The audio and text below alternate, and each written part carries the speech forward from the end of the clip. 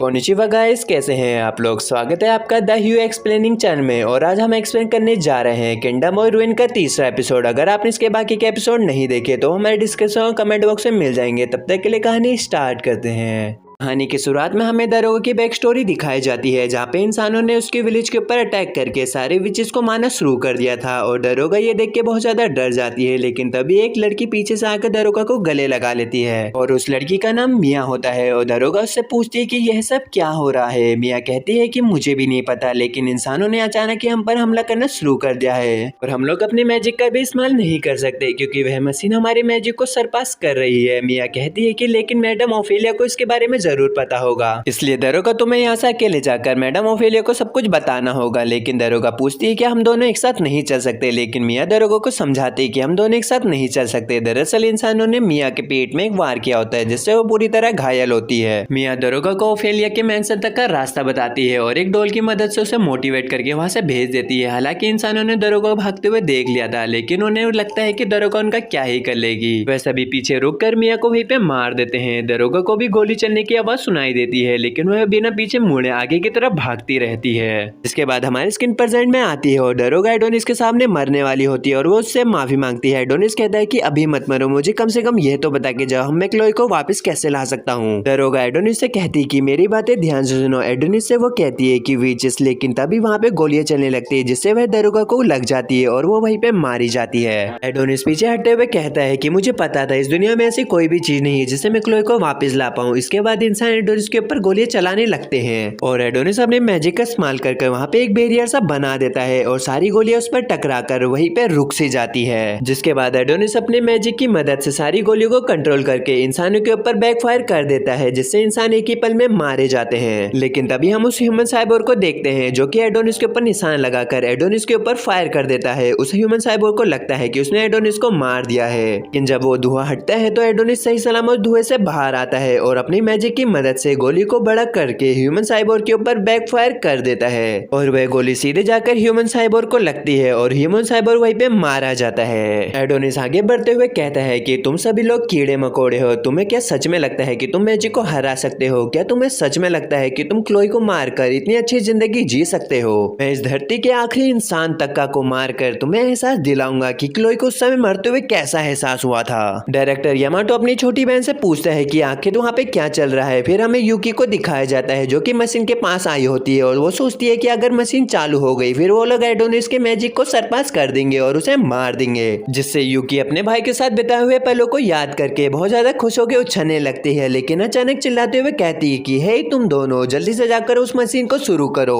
वह लोग मशीन को शुरू करते हैं, उससे पहले ही वहाँ पे कुछ साइंटिस्ट आ जाते हैं। उनमें से एक साइंटिस्ट कहती है कि मुझे पता था तुम यहाँ पे जरूर आओगी। इसके बाद हमें पता चलता है कि यह एजेंसी एक साइंस एजेंसी है और इस एजेंसी की डायरेक्टर थीमा समथा है। समथा यूकी से कहती है कि मैं तुम्हें इस मशीन को एक्टिवेट करने की परमिशन नहीं दे सकती और समथा यूकी का फोन लेकर डायरेक्टर यामाटो को कॉल करती है और उसे बताती है कि मैं तुम्हें इस मशीन को एक्टिवेट नहीं करने दे सकती। समथा उसे बताती है कि साइंस इंसानियत का सबसे अच्छा काम है जिसने दुनिया को बदल के रख दिया है, लेकिन दुनिया में ऐसी बहुत सी चीजें जैसे इंसान अब तक समझ नहीं पाए, जैसे कि मैजिक को सरपास करने वाला डिवाइस। यामाटो को ह्यूमन सिल्वर डिजीज के बारे में बताती है। यह एक ऐसी बीमारी है जो शरीर की कोशिकाओं को मारने लगती है। यामाटो कहता है कि ये तो वही बीमारी है जो 10 साल पहले उन्हीं सैनिकों को हुई थी जिन्होंने विचेस को मारा था और इस बारे में हमने किसी को भी नहीं बताया था। समंथा बताती है कि हमने ये जानबूझ के नहीं किया था, क्योंकि उस समय काफी ज्यादा लोग उस बीमारी से मारे जा रहे थे। मुझे यकीन है कि यह डिवाइस इंसानी शरीर की कोशिकाओं को मार देती है, इसलिए हम इस मशीन को शुरू नहीं कर सकते। अगर हमने इस मशीन को शुरू किया तो इंसानी शरीर की ज्यादातर कोशिकाओं पर असर पड़ेगा और इंसानियत फिर से खतरे में आ जाएगी। और वैसे भी तुम्हें पता है कि उनके साथ क्या हुआ था जिन्होंने इंसानियत के लिए लड़ाई की थी। यामाटो कहता है कि बिल्कुल वही बीमारी जो कभी ठीक नहीं हो सकती, जैसे कि एम्परर गोथे के साथ हुआ है। इसके बाद समथा यूकी को उसका फोन देती है, लेकिन यूकी मशीन की तरफ भागने लगती है क्योंकि अपने मन में कहती है भले ये बीमारी दर्दनाक हो पर हमारे सामने उससे भी बड़ा खतरा है। समथा यूकी को मशीन चालू करने से रोकती है, लेकिन फिर भी यूकी उस मशीन को चालू कर देती है। फिर हम लोग एडोनिस को देखते हैं, लेकिन जैसे ही मशीन चालू होती है तो उसका मैजिक सरपास हो जाता है और उसकी कोयल पीछे जाके गिर जाती है। ये सब कैमरे में यामाटो देखता है तो वह समथा से पूछता है कि आखिर वहाँ पे क्या चल रहा है, लेकिन समथा कहती है कि यहाँ पे सब कुछ ठीक है, पर हम लोग देखते हैं कि वो दोनों बुरी तरीके से घायल होती है, बस कुछ ही देर की रेडिएशन की वजह से।